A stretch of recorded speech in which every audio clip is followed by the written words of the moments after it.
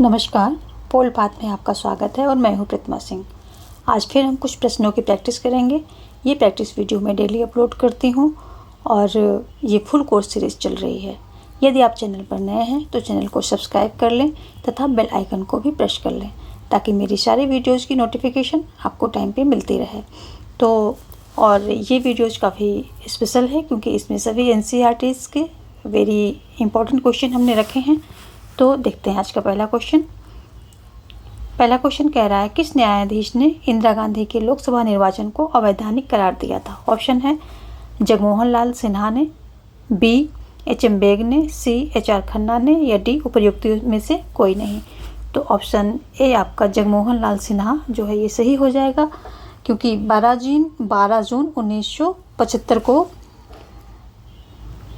12 जून 1975 को कौन से जो इलाहाबाद की उच्च न्यायालय वहाँ के न्यायाधीश थे जगमोहन लाल सिन्हा उच्च न्यायालय।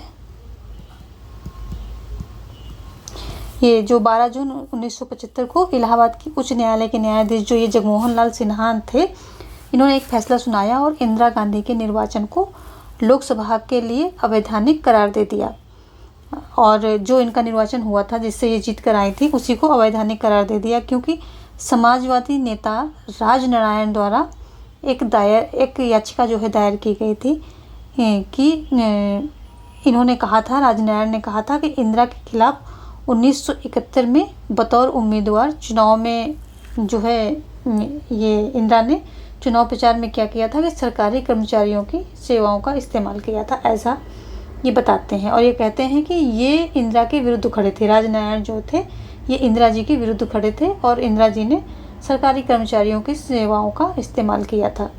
तो और इसका जब ये फैसला आ जाता है तो इसका मतलब यह हो जाता है कि कानूनन अब इंदिरा गांधी सांसद नहीं रहीं और जब सांसद नहीं रहीं तो वो PM के पद से कायम, अगर अगले 6 महीने में निर्वाचित नहीं होती हैं तो PM के पद पर वो कायम नहीं रह सकती हैं।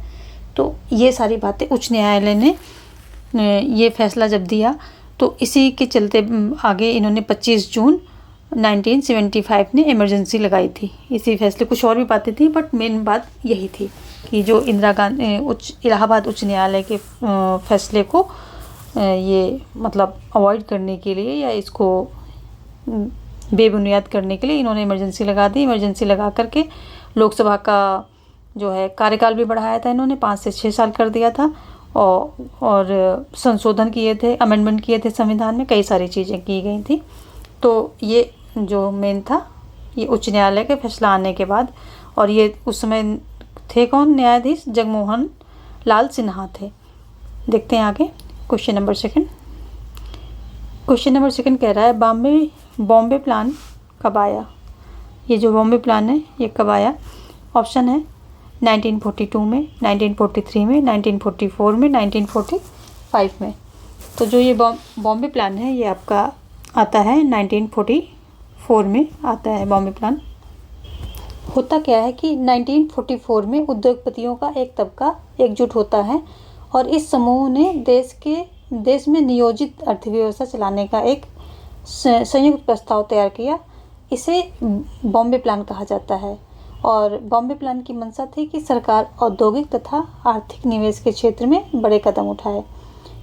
और इस प्रकार क्या हुआ, दक्षिणपंथी वामपंथी सभी चाहते थे कि देश जो है नियोजित अर्थव्यवस्था की राह पर चले। तो बॉम्बे प्लान में क्या हुआ था कि ये चाहता था, कुछ ये इकट्ठे हुए थे जो उद्योगपति थे और ये चाहते कि सरकार औद्योगिक तथा अन्य निवेश के क्षेत्र में बड़े कदम उठाए। तो ये जो है ये प्रस्ताव तैयार किया गया था उद्योगपतियों द्वारा, इसे ही बॉम्बे प्लान बोलते हैं। और इसमें जो मेन बात क्या था कि औद्योगिक एवं आर्थिक निवेश के क्षेत्र में, औद्योगिक और जो आर्थिक निवेश हैं इसके क्षेत्र में, आर्थिक निवेश के क्षेत्र में, निवेश के क्षेत्र में सरकार जो है बड़े कदम उठाए। ये इसका जो है उद्योगपतियों का ये एक प्रस्ताव था, इन्होंने जो तैयार किया था। तो इसी को बॉम्बे प्लान कहा जाता है। देखते हैं क्वेश्चन नंबर 3। प्रिवी पर्स को कब समाप्त किया गया? ऑप्शन है 1970 में, 1971 में, 1972 में या 1973 में। तो जो प्रिवी पर्स है, प्रिवी पर्स होता क्या है? ये राजभत्ता होता है जो हमारे पहले ये देसी रियायतें थी, रियासतें थी जो, तो इनको जब समय अपने भारत में मिलाया गया तो इनको वेतन भत्ता के रूप में, राजभत्ता के रूप में कुछ इनको जैसा जिसका राज्य था, जैसे जिसकी धन संपदा थी, उसी अकॉर्डिंग उसी रेशियो में इनको कुछ कुछ जो है भत्ते दिए गए थे, यानी कि पैसे। तो उसे ही प्रिवी पर्स कहा जाता है या हिंदी में राजभत्ता कह सकते हैं। तो वो दिया गया था। तो इंदिरा गांधी ने जब ये 1971 में इंदिरा जी आती हैं भारी जीत के साथ, तो ये क्या करती प्रिवी पर्स 1971 में ये बहुत ही बड़ी बहुमत से आती हैं और लोकसभा और विधानसभा में भी इनकी सरकार, मतलब विधानसभा में भी काफ़ी इनकी सरकार के जो होते हैं, राज्यों में सरकारें होती हैं, तो विधानसभा में भी ये बिल पारित हो जाता है और लोकसभा में भी तो पारित हो जाता है। तो इसको जो है इन्होंने 71 में हटाया था। इसके पहले इन्होंने एक बार कोशिश की थी, पर उसमें इनकी विधानसभा में जो है राज्यों में सरकारें कम होने से विधानसभा में ये बिल पास नहीं हो पाया था। तो ये हुआ कब था? 26वें संशोधन द्वारा 1971 में इंदिरा गांधी द्वारा ये प्रिवी पर्स को समाप्त किया गया था। तो ऑप्शन बी आपका सही हो जाता है। 1971 में किया गया था और 26वें संविधान संशोधन द्वारा किया गया था। देखते हैं क्वेश्चन नंबर 4। दक्षेस का गठन कब किया गया? ऑप्शन है दक्षेस का गठन कब किया गया? ऑप्शन है आपके सामने। ए 1982 में, 1983 में, 1984 में, 1985 में। ऑप्शन डी आपका सही हो जाएगा 1985 में। 8 दिसंबर 1985 को इस जो है इसका गठन किया जाता है। और इसका क्या होता है, इसका उद्देश्य क्या होता है? आपसी सहयोग, शांति और प्रगति हासिल करना होता है। और सार्क के 7 सदस्य होते हैं। कौन कौन से होते हैं? भारत, पाकिस्तान, बांग्लादेश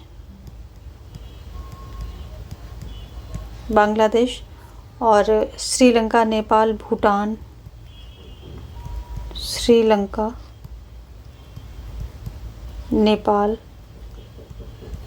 भूटान, और मालदीव।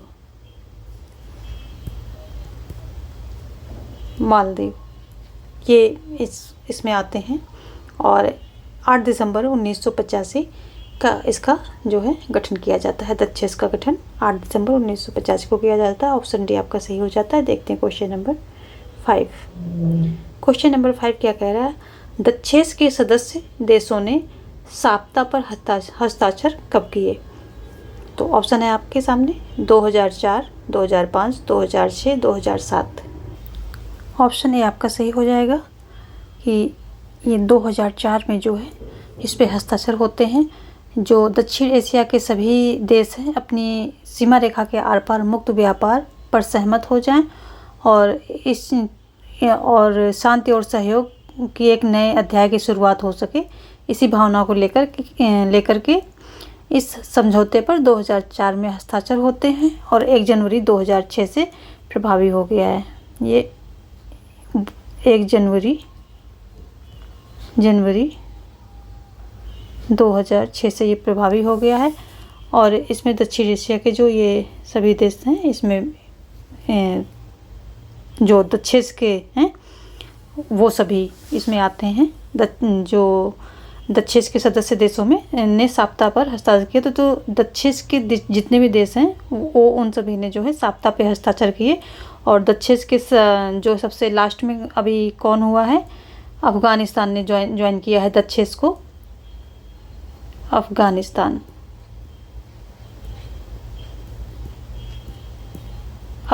ने ज्वाइन किया है। कब किया है? 2008 में। 2008 में अफ़गानिस्तान ने इसको ज्वाइन किया है। और पहले 7 थे, अभी अफ़गानिस्तान में को लेकर के 8 हो जाते हैं। तो ऑप्शन ए हमारा सही हो जाएगा कि साप्ता पर हस्ताक्षर कब किए गए? 2004 में किए गए और 1 जनवरी 2006 से ये लागू प्रभाव में आ जाता है। देखते हैं क्वेश्चन नंबर 6।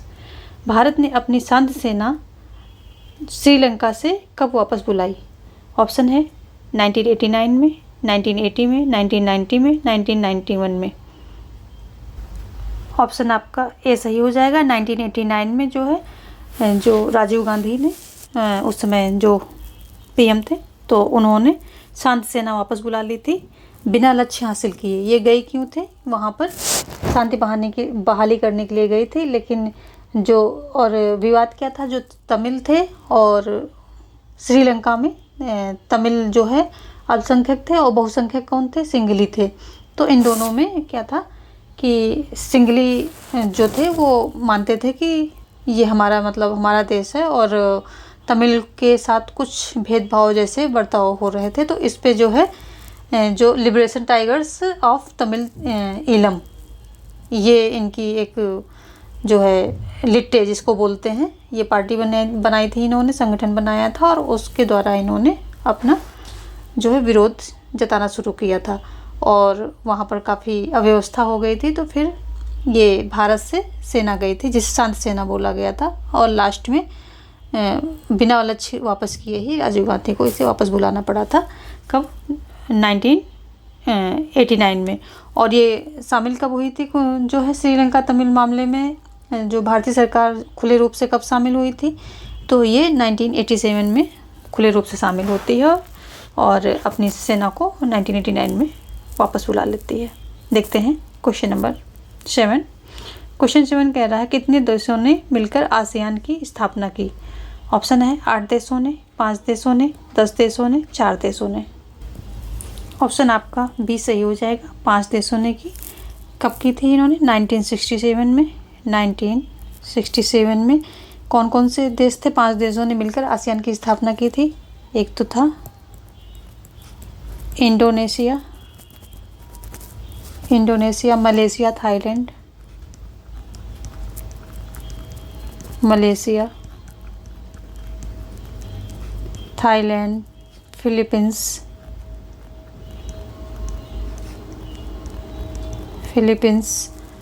और सिंगापुर। इन 5 देशों ने जो है मिलकर के ये इन्होंने आसियान की स्थापना की थी। कब की थी? 1967 में की थी। ऑप्शन बी आपका सही हो जाता है। देखते हैं क्वेश्चन नंबर 8। क्वेश्चन नंबर 8 क्या कह रहा है? किसके शासन को परिपूर्ण तानाशाही कहा जाता है? परिपूर्ण तानाशाही किसके शासन को कहा जाता है? ऑप्शन है आपके सामने CPI, communist party of India, या CPIM, या PRI, या D उपर्युक्त में से कोई नहीं। तो ऑप्शन आपका सी सही हो जाएगा, PRI। ये ऑप्शन आपका सही हो जाता है क्योंकि ये एक पार्टी का नाम है। इसका नाम क्या है? इंस्टीट्यूशनल रिवोल्यूशनरी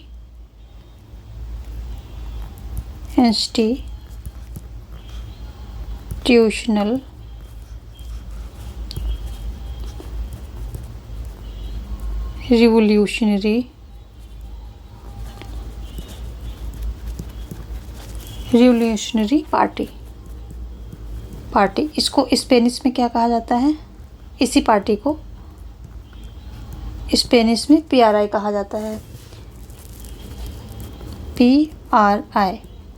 इस पार्टी के पीछे कहानी क्या है कि ये जो है, ये PRI जो है या इंस्टीट्यूशनल रिवोल्यूशनरी पार्टी जो है, मैक्सिमम जो मैक्सिको था इसमें इसने लगभग 60 सालों तक शासन रहा इस पार्टी का। इस पार्टी की स्थापना 1929 में हुई थी। कहाँ पर? मैक्सिको में होती कब है? 1929 में इसकी स्थापना होती है और ये 60 सालों तक लगभग शासन में रही। कैसे रही? जो है इसने चुनाव के नियमों में काफ़ी हेरफेर करके ये जीतती रही, लगातार चुनाव को जीतती रही, और इसके शासन को परिपूर्ण तानाशाही कहा जाता रहा क्योंकि इसने जो है चुनाव में काफ़ी हेरफेर करके, कहने को तो ये लोकतांत्रिक जो है तरीके से सब शासन कर रही थी, लेकिन ये चुनाव में हेर फेर करके कुछ ना कुछ करके ऐसे बंदोबस्त करती थी कि सत्ता में यही आ जाती थी। तो ये 60 सालों तक वहाँ पर रही और मैक्सिको में इसका 1929 को गठन होता है और स्पेनिश में इसको PRI बोलते हैं और इसका फुल नाम है इंस्टीट्यूशनल रिवोल्यूशनरी पार्टी इसको बोलते हैं।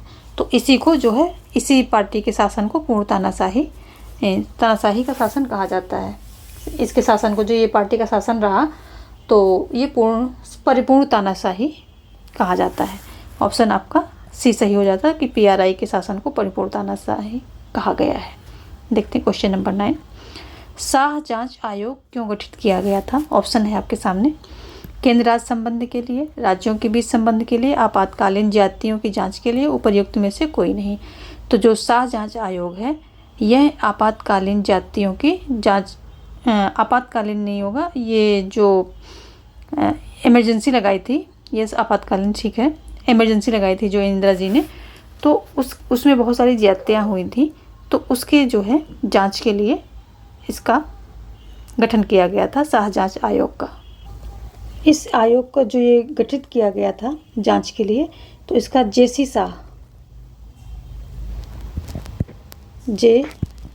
शाह इसकी जो है अध्यक्षता कर रहे थे।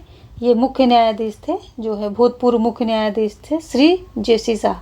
इनकी अध्यक्षता में ही ये जो है आयोग का गठन होता है और ये आयोग का गठन जो आपातकाल में ज्यादतियाँ हुई थी 25 जून 1975 को जो घोषित आपातकाल लगाया गया था इंदिरा जी के द्वारा, तो उसमें बहुत सारी ज्यादतियाँ हुई थी, तो उसकी जांच के लिए जो है ये आयोग का गठन हुआ था।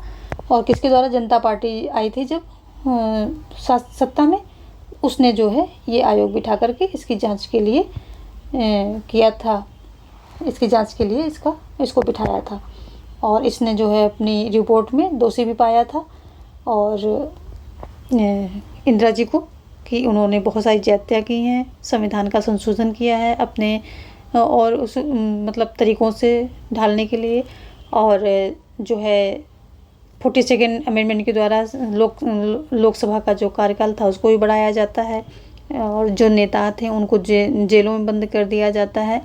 कई सारी ज्यादतियाँ होती हैं उस समय पर, तो उन सब की जांच करता है और इसको दोषी पाता है और इंदिरा जी को क्वेश्चन के लिए बुलाता भी है और काफ़ी सारी चीज़ें इसके पीछे केस हिस्ट्री है। तो JC शाह आयोग जो है ये आपातकालीन ज्यादतियों की जांच के लिए बिठाया गया था जनता पार्टी के द्वारा। देखते हैं क्वेश्चन नंबर 10।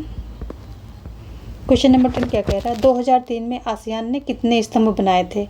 पूछ रहा है 2003 में जो आसियान ने कुछ स्तंभ की घोषणा की थी, कुछ स्तंभ बनाए थे, तो कितने थे? तो 2003 में आसियान ने कितने बनाए थे? ऑप्शन आपके सामने 4, 5, 3, 2। तो आसियान ने 3 जो है स्तंभ बनाए थे। कौन कौन से थे? आसियान सुरक्षा समुदाय,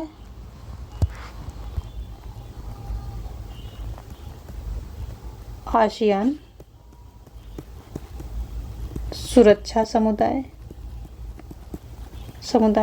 और आसियान आर्थिक समुदाय, आसियान आर्थिक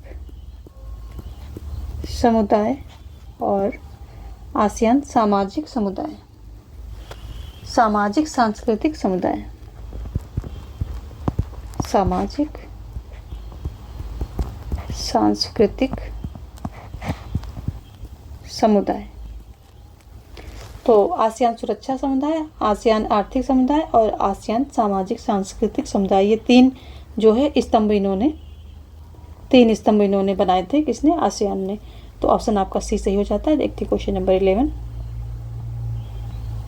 किस देश ने क्रायोजेनिक रॉकेट देकर भारत की मदद की थी? तो ऑप्शन है सामने, रूस ने, अमेरिका ने, ब्रिटेन ने, फ्रांस ने। तो ऑप्शन ए सही हो जाता है, रूस ने जो है क्रायोजेनिक रॉकेट देकर भारत की मदद की थी। देखते हैं क्वेश्चन नंबर 12। रूबल कहाँ की मुद्रा है? ऑप्शन है रूस की, ब्रिटेन की, अमेरिका की, फ्रांस की। तो जो ये रूबल है ये रूस की मुद्रा है। ऑप्शन ए आपका सही हो जाएगा, रूबल रूस की मुद्रा है। Question number 13। बर्लिन की दीवार को कब तोड़ा गया? ऑप्शन है 1989 को, 1990 को, 1991 को, 1992 को। ऑप्शन ए आपका सही हो जाएगा। जो बर्लिन की दीवार है वो 1989 9 नवंबर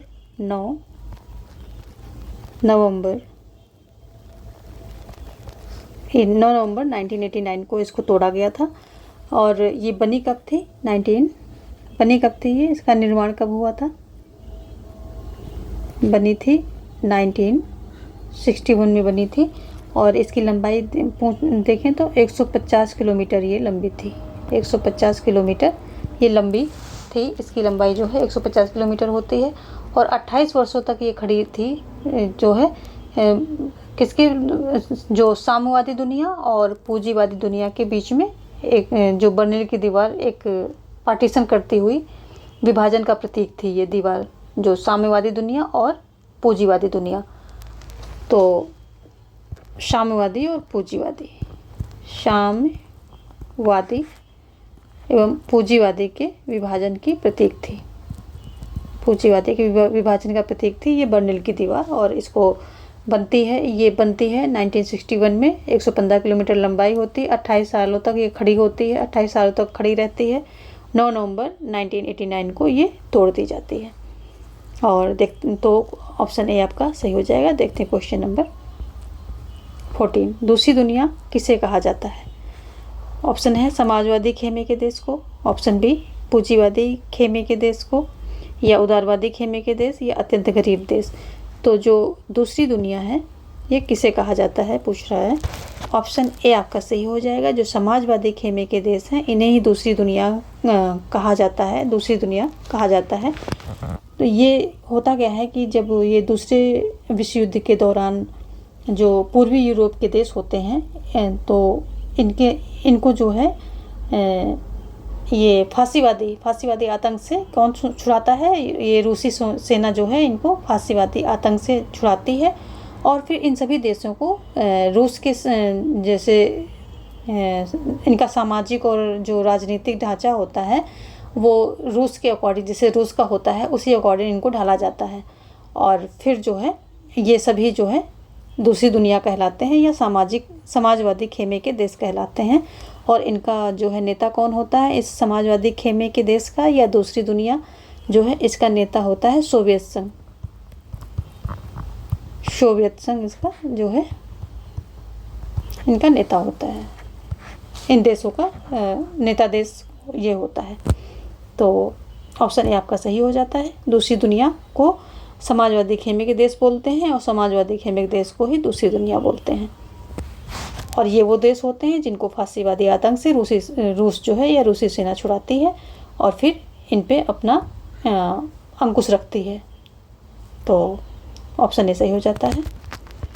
देखते हैं क्वेश्चन नंबर 15। कितने गणराज्यों ने मिलकर सोवियत संघ बनाया था? ऑप्शन है आपके सामने 10, 12, 14, 15। तो जो है 15 गणराज्यों ने जो 15 गणराज्यों ने मिलकर के सोवियत संघ बनाया था। तो ऑप्शन डी आपका जो है सही हो जाता है। आज हम 15 क्वेश्चन हमने कंप्लीट कर लिए हैं और कल मिलते हैं कुछ और क्वेश्चन के साथ। धन्यवाद।